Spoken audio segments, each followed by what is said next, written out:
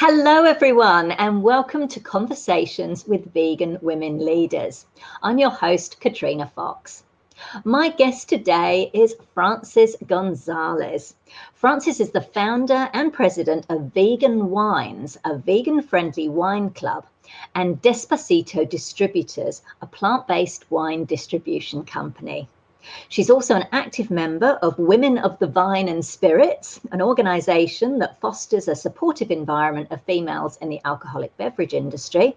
And she's the founder of VegFest Puerto Rico, a nonprofit established in Puerto Rico after Hurricane Maria in 2018.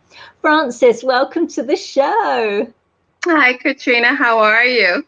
I'm good. I'm so happy to see your lovely smiling face and to connect with you, because the last time I think we connected was in person, was New York 2019. We had a fabulous girls' night out with a whole bunch of us, Adrienne, Lois, Kiki, Sharon. I'm sure I'm going to miss someone, but it was wonderful. And I miss you and I miss New York, but it's lovely to see you here today. Yes, I missed that day, but we'll do it again for sure. We will. Absolutely. Absolutely. So look, I know a lot of people may know about you and about vegan wines. You've done an incredible job over the past 3 years, really kind of building that brand. And I know you're doing an equity fundraiser, and we're going to talk a little bit about vegan wines in a bit. But I want to go back to the beginning to learn a bit about you, the woman behind the business. So tell us a little bit about growing up in Puerto Rico. Like, what was life like?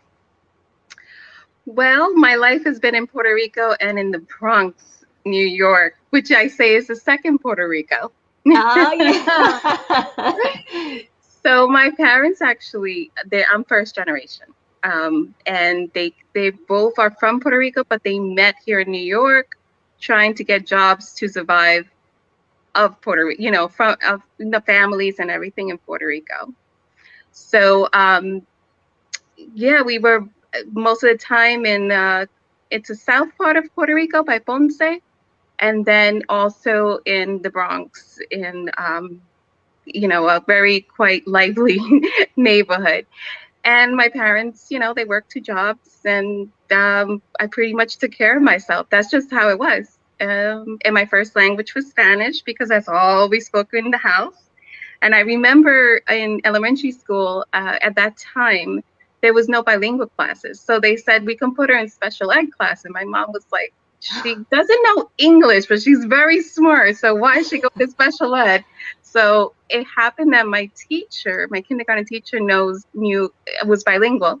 So while everybody was going out for recess, playing with their Barbie dolls and stuff, I was with my teacher learning English. So English is actually my second language.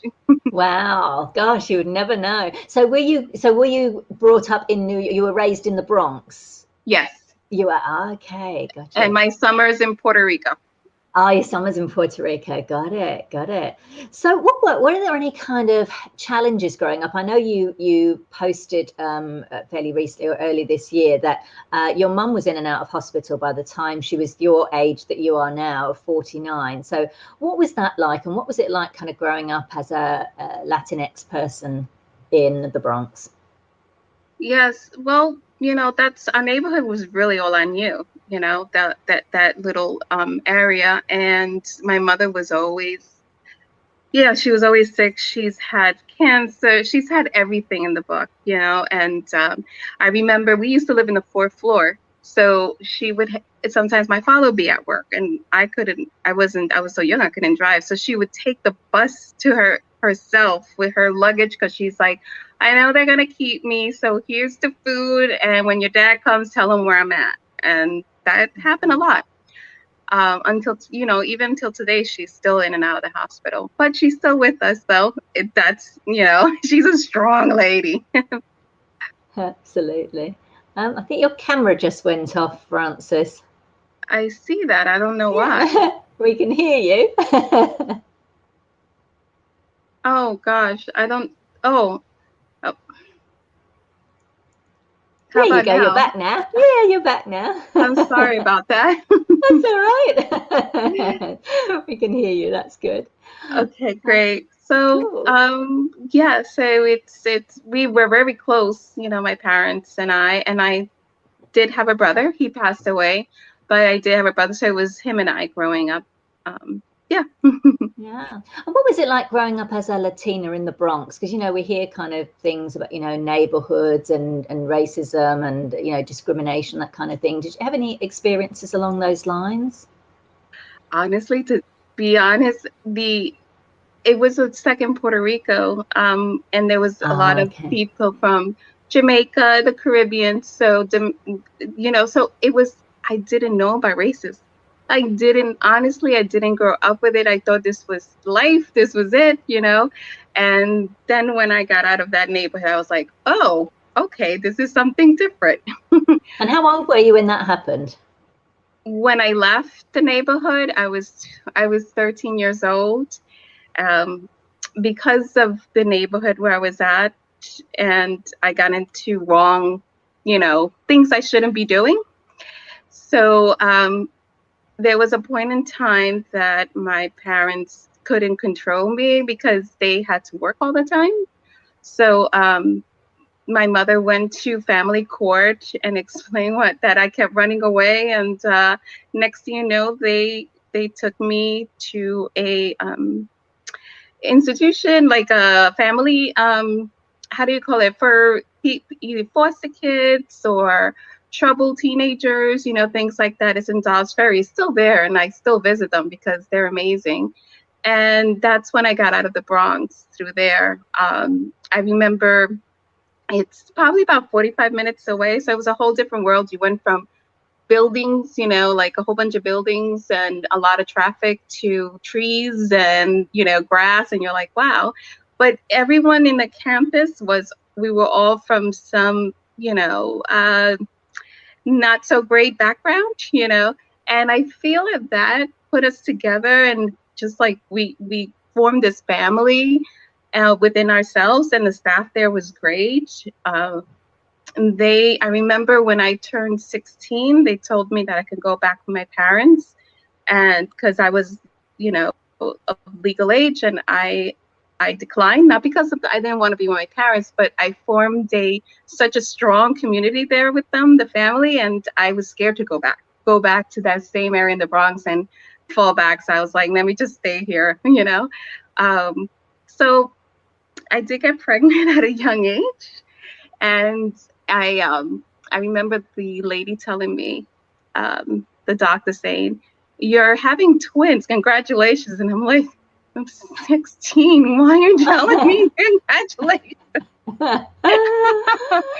So they had to move me to a group home with all pregnant women, and it was part of the hospital too, so it was quite interesting. So when I went into labor, I went straight from one floor to the other. I was like, well, that's a good part.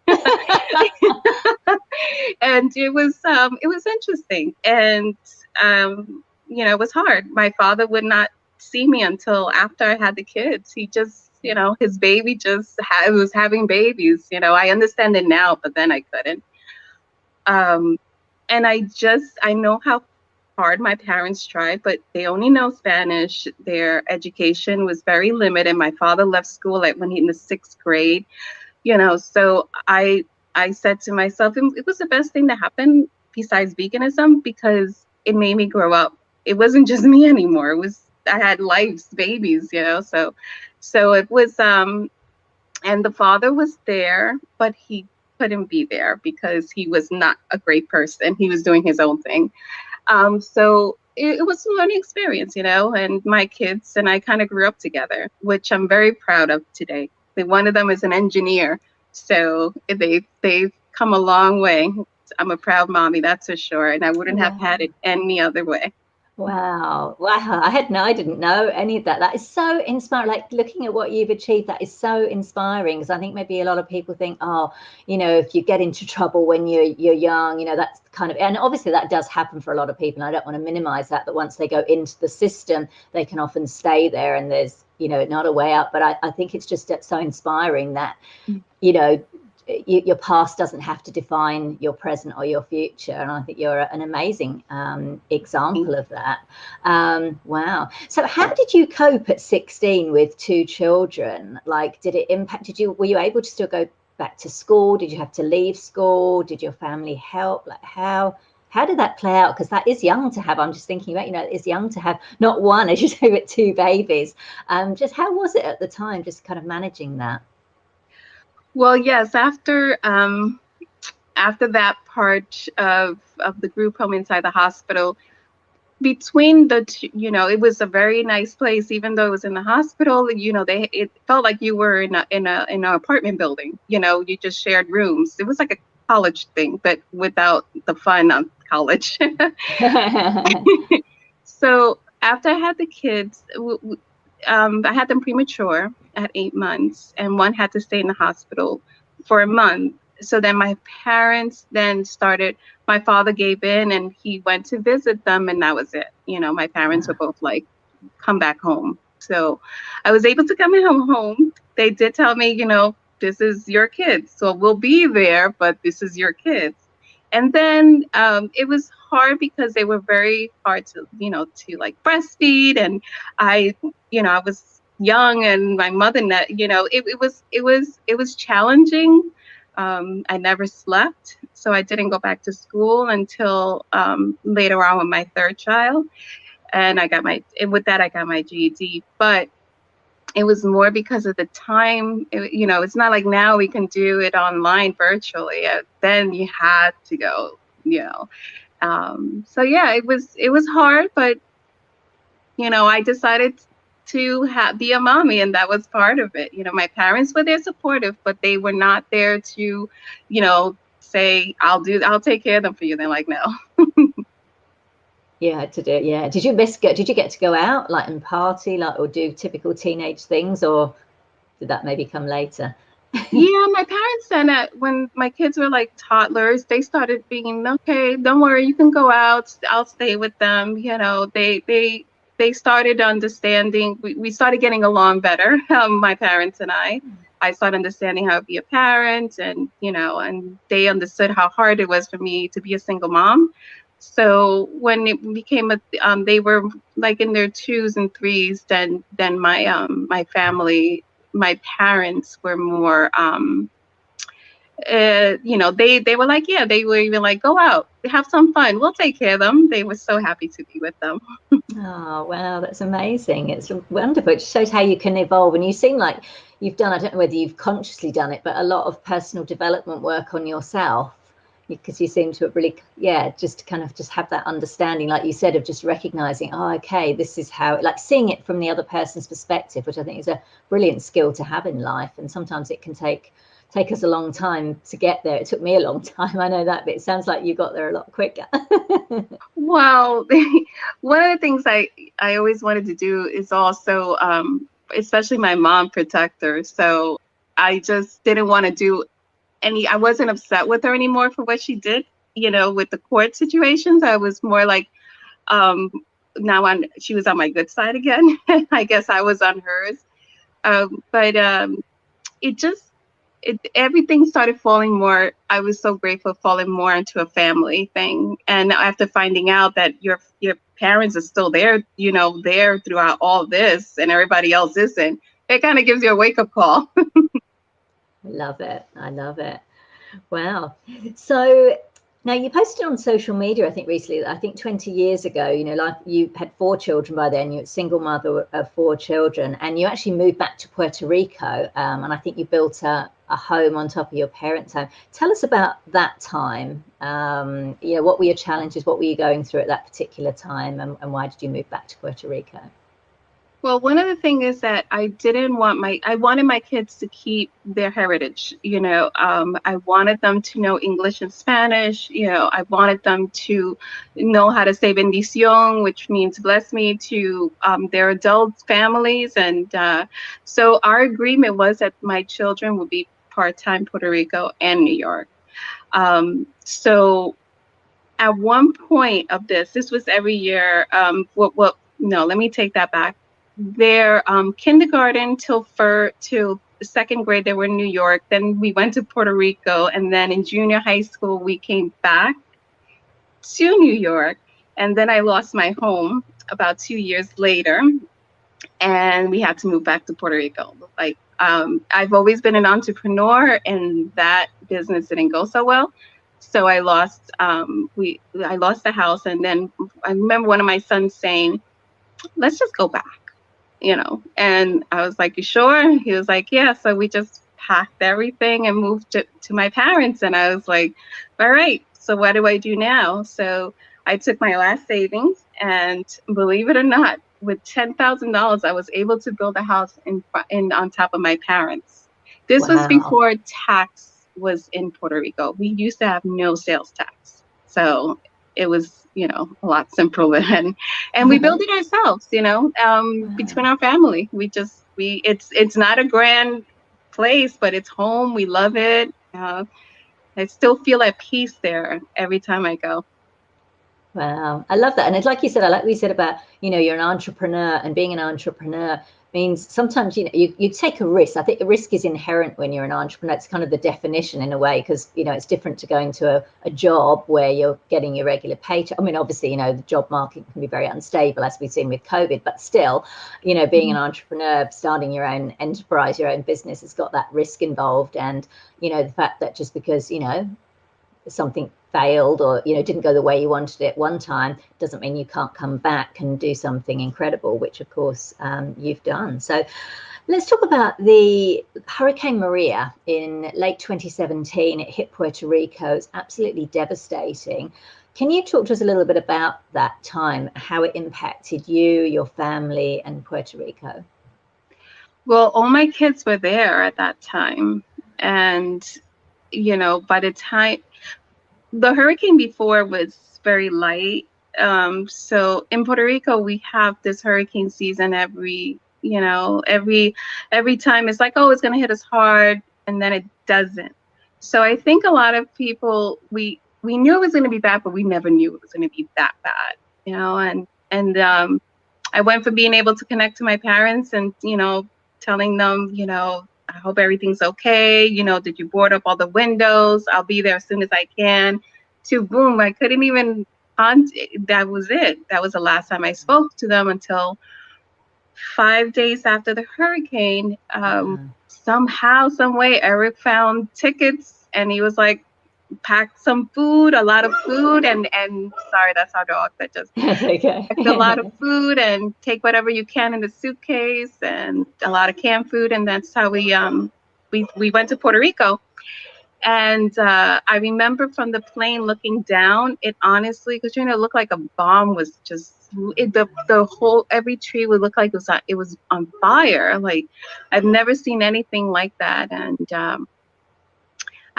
we went to the house, and the first thing I see was this big, huge, very old tree just like fell down. And of course, you don't see anyone around, and you see that. It was very scary moment in my life.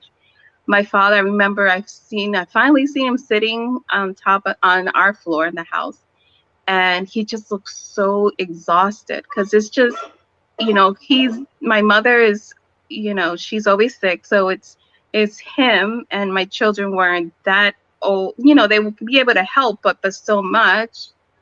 So we bought the food, we were with them, and then we had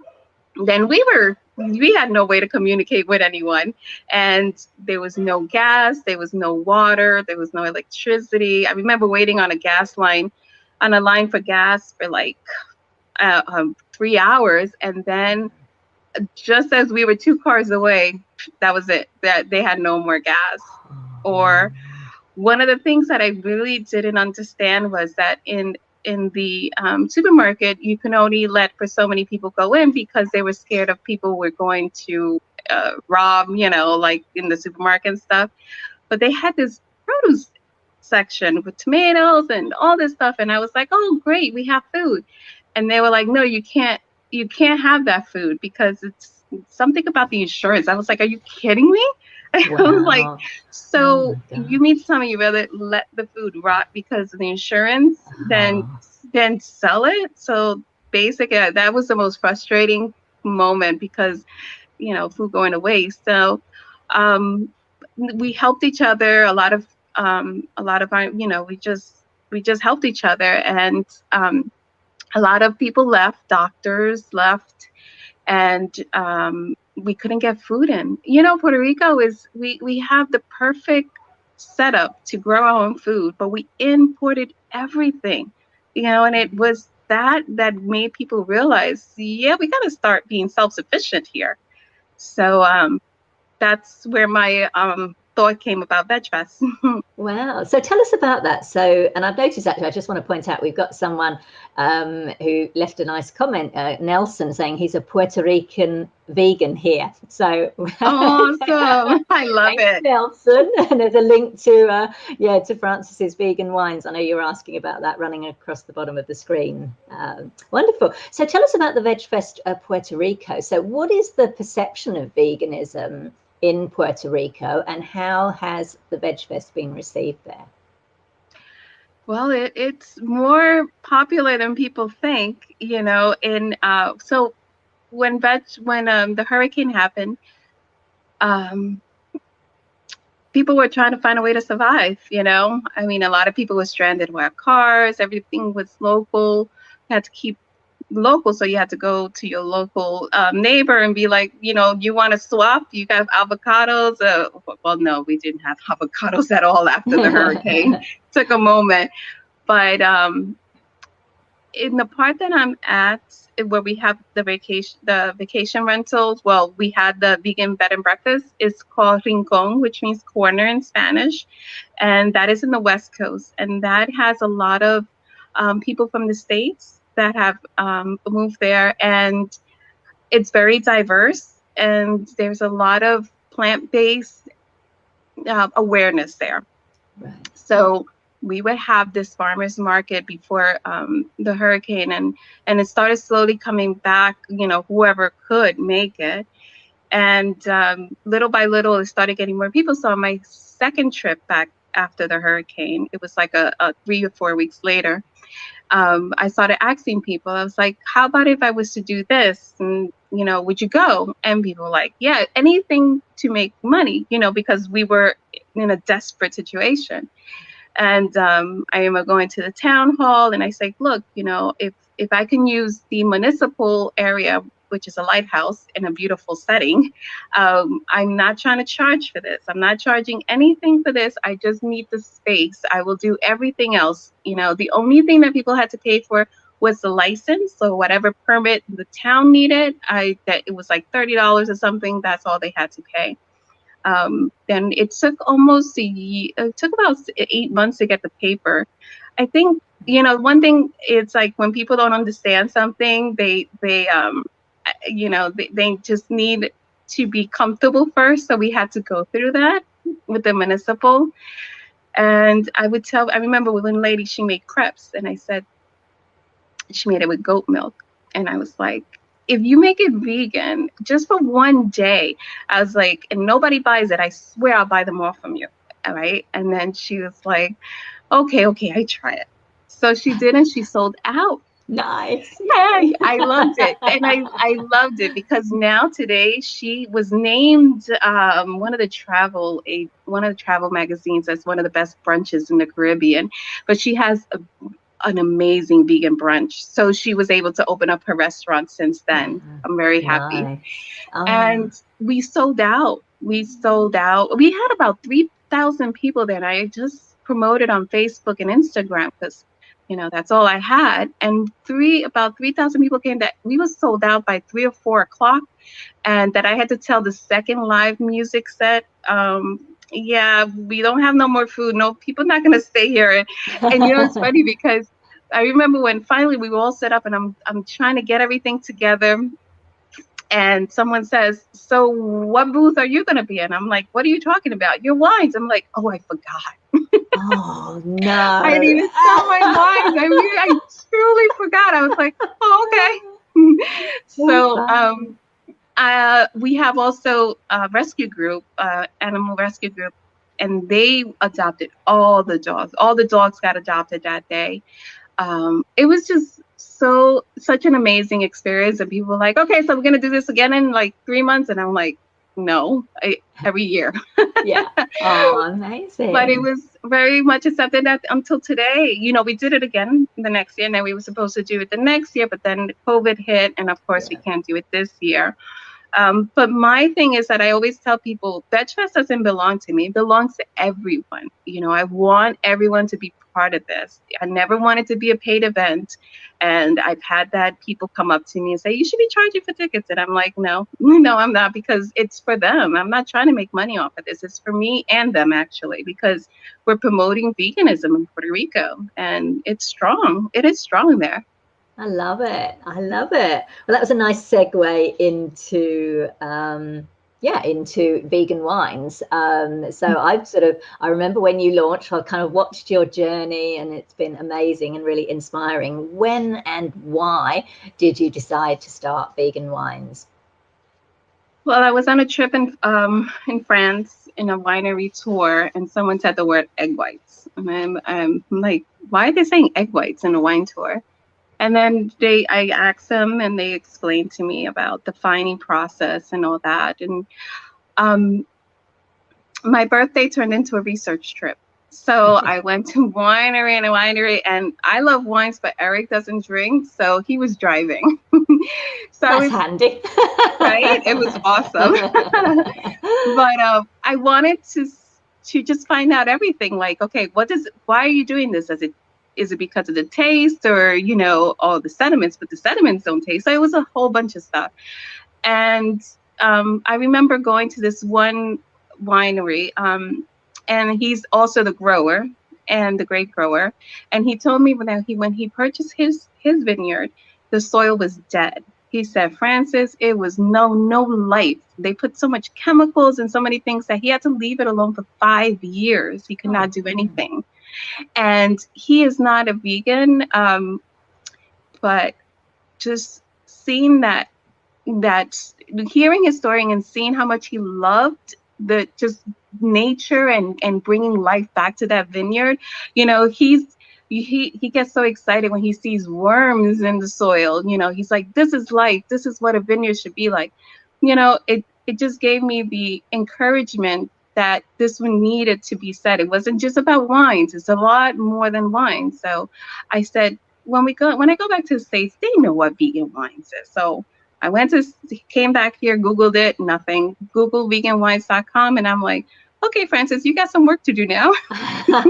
Love it. That's a sign from the universe. I often say that about my book. When I had the idea to write Vegan Ventures, I thought, oh, someone's bound to have done it, you know, written a book on how to start and grow a vegan business. And when they hadn't, I'm like, same as you, I'm like, okay, it looks like I'm going to do it. So how wonderful, fantastic. And you've really gone from strength to strength. And I believe you're an active member of the Women of the Vine and Spirits. That's such a fabulous name. I kind of imagine all these women kind of dancing around a bonfire at night, doing kind of quite spiritual. But it's obviously an industry body to help and support women in the alcoholic beverage industry. So what is it exactly, and why is it important? I'm curious about what is the experience of women in the alcoholic beverage industry, and any experiences you've had.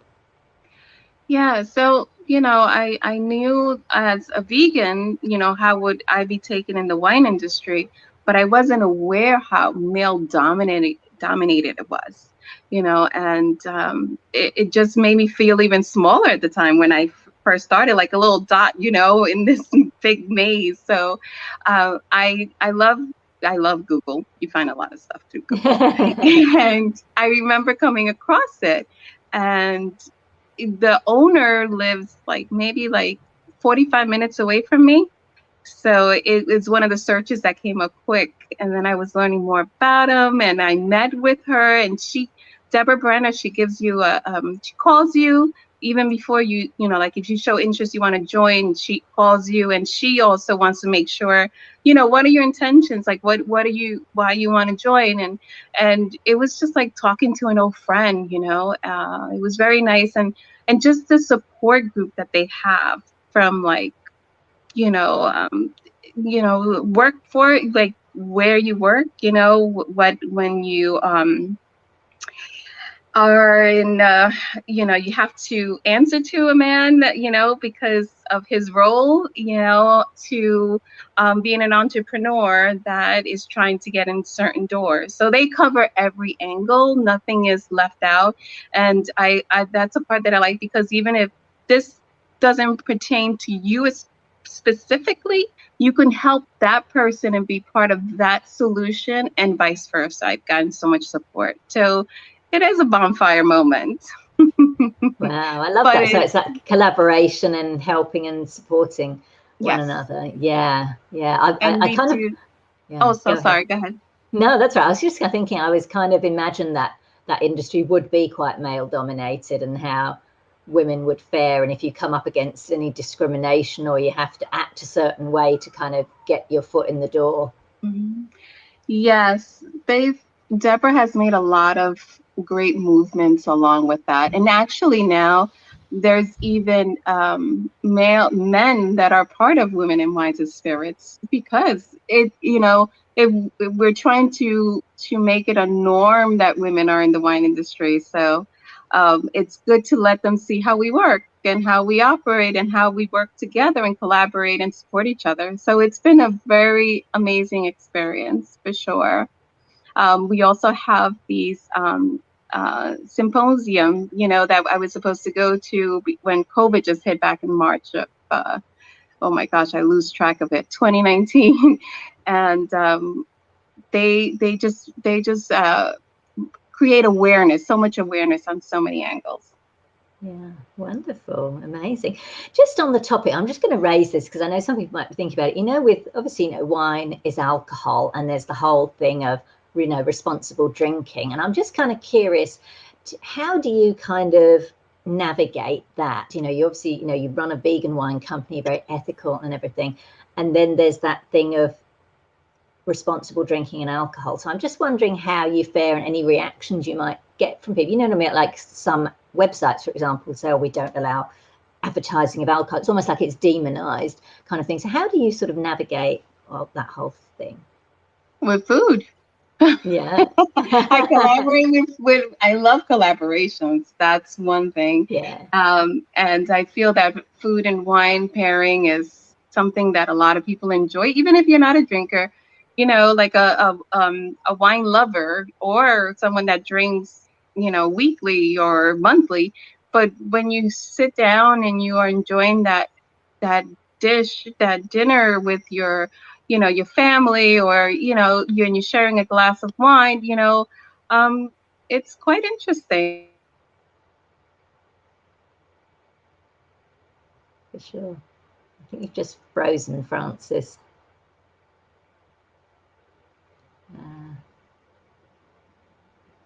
Okay, we've got a little technical hitch. I don't think Frances can hear me and see me.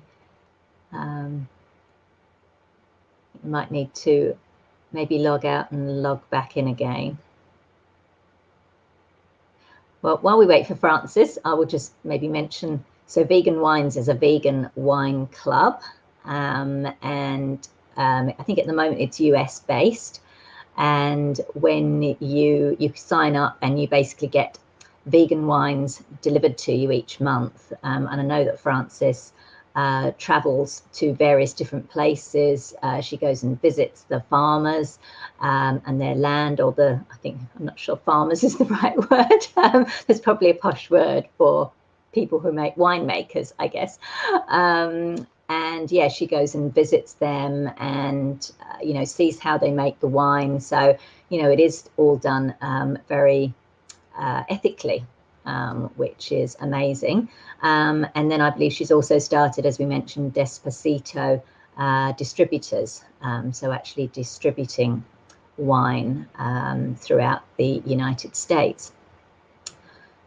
So I'm hoping we get Frances back.